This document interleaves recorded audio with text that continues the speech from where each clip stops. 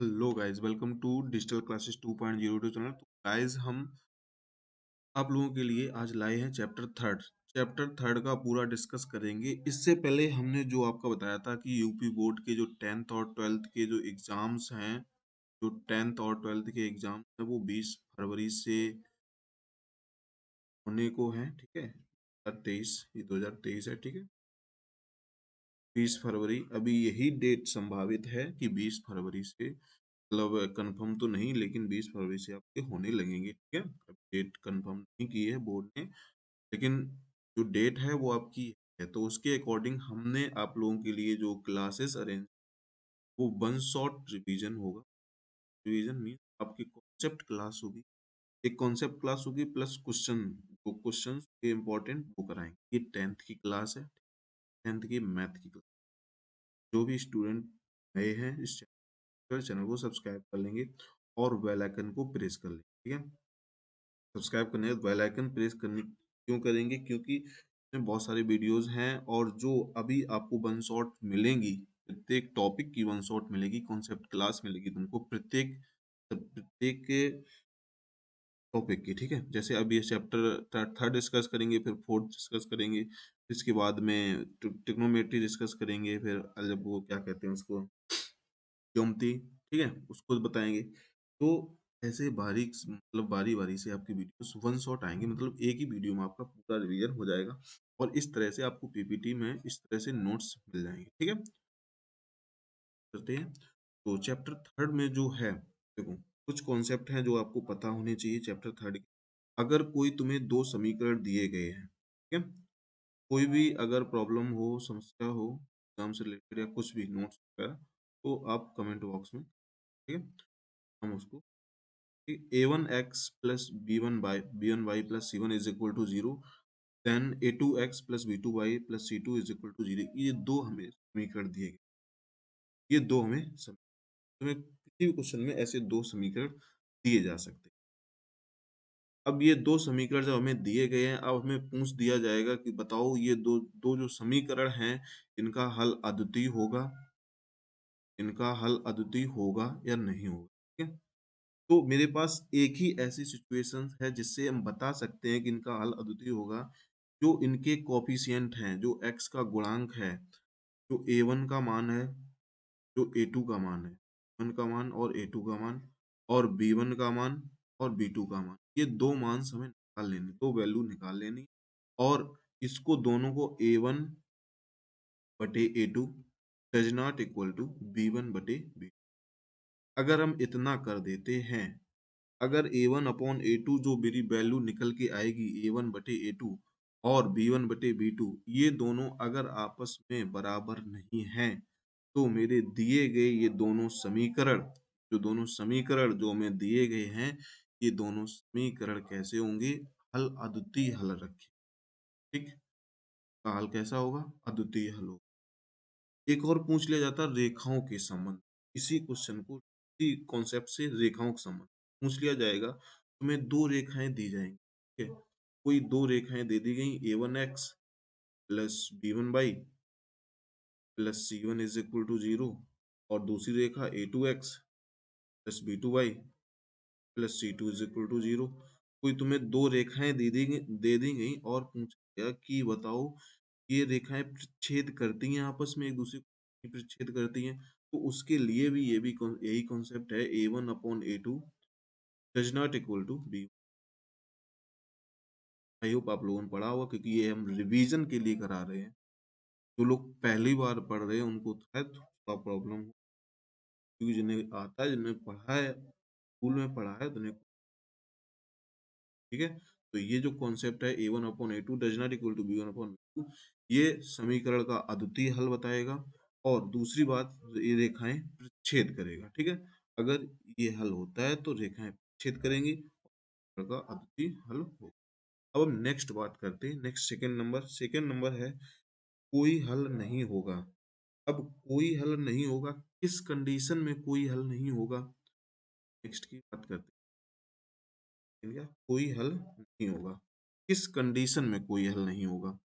Conditions जो हैं, देखो, हमें जो समीकरण दिए गए हैं, यही a1x plus b1 by plus c1 is a2x plus b2 by plus c2 is equal to, ये दो समीकरण दिए गए।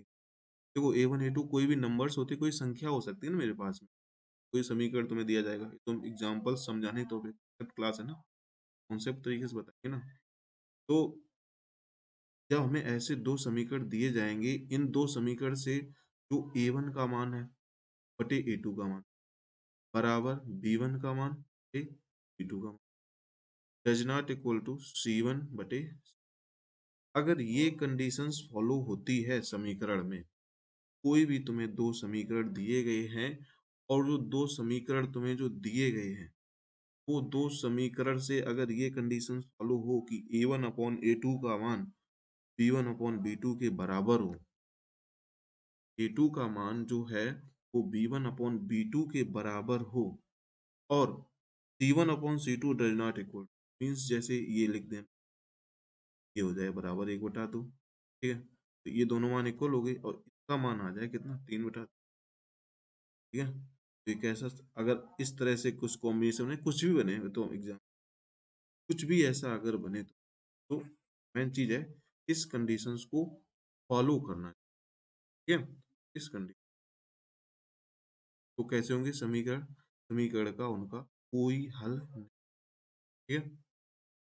अब इसमें भी एक होता है, अगर रेखाएं हो, अगर कोई तुम्हें दो रेखाएं दी जाएं, कोई भी तुमको दो रेखाएं दी जाएं और पूछा जाए कि बताइए कि ये दो रेखाएं समांतर हैं या नहीं है, तो समांतर होने की कंडीशंस भी यही होती है, a1 upon a2 is equal to b1 upon b2 is does not equal to c1 upon, ठीक है। अगर ये कंडीशंस मिल जाए, दोनों रेखाओं के बीच में फॉलो कर जाए, कैसे हो जाएंगी रेखाएं, ठीक है।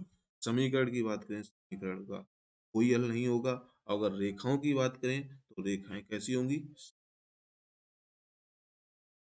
क्या होगा। नेक्स्ट हम बात करते हैं, जो नेक्स्ट है मेरा थर्ड नंबर,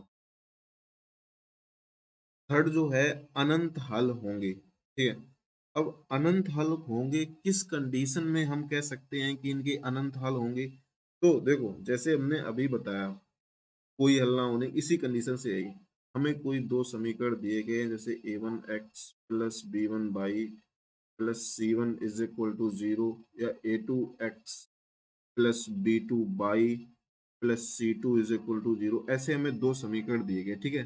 अब ये जो दो समीकरण दिए गए, इनमें अगर a1 upon a2 is equal to b1 upon b2 is equal to c1 upon c2, अगर ये तीनों मान बराबर हो, मतलब a1 a2 is equal to b1 a2, ये तीनों अगर इक्वल हो, तो जो मेरे समीकरण होंगे, जो मेरे समीकरण होंगे वो कैसे होंगे, समीकरण होंगे अनंत हल, समीकरण कितने हल होंगे, अनंत, ठीक है।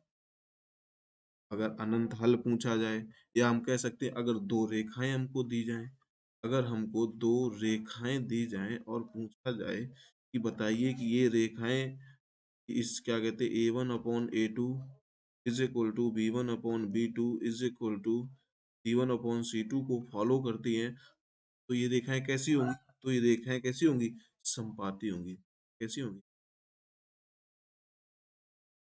ठीक है। इस पेज से, इतने लेक्चर से आपके एक से दो नंबर पक्के आएंगे, मतलब कंफर्म है, जो आएंगे आएंगे कुछ, ठीक है। चैप्टर नंबर, अब हम बात करते हैं नाम, इतने में कोई दिक्कत हो, ठीक है। नेक्स्ट हम आपको टेलीग्राम ग्रुप भी प्रोवाइड कराएंगे, करा देंगे, टेलीग्राम ग्रुप भी मिल जाएगा आपको, वहां पर भी आपको इसकी पीडीएफ मिल जाएगी, ठीक है। नेक्स्ट जो आपका है ये चार्ट हमने बनाया, हमको अगर कोई समीकरण दिए, ये दो समीकरण, a1x plus b1y plus c1 a2x plus b2y plus c2 is equal to 0, ठीक है। देखो अगर कहेंगे कि ये दो समीकरण संगत हल हो, कैसे हल हो, समीकरण की संगत हल, और एक हल होता है संगत हल की कंडीशंस दो होती हैं, एक तो ये होगी संगत हल की कंडीशंस, एक ये होगी संगत हल की, ठीक है। ये अगर दोनों कंडीशंस बन रही हैं तो समीकरण कैसे होंगे? मीन्स अगर a1 upon a2 is does not equal to b1 upon b2 बन रहा है, समीकरण संगत है। a1 upon a2 is equal to b1 upon b2 is equal to c1 2 बन रहा है, समीकरण ठीक है। अगर असंगत की बात करेगा तो असंगत में a1 upon a2 is equal to b2 does not equal to c2। अगर ये कंडीशन फॉलो होती है तो समीकरण असंगत।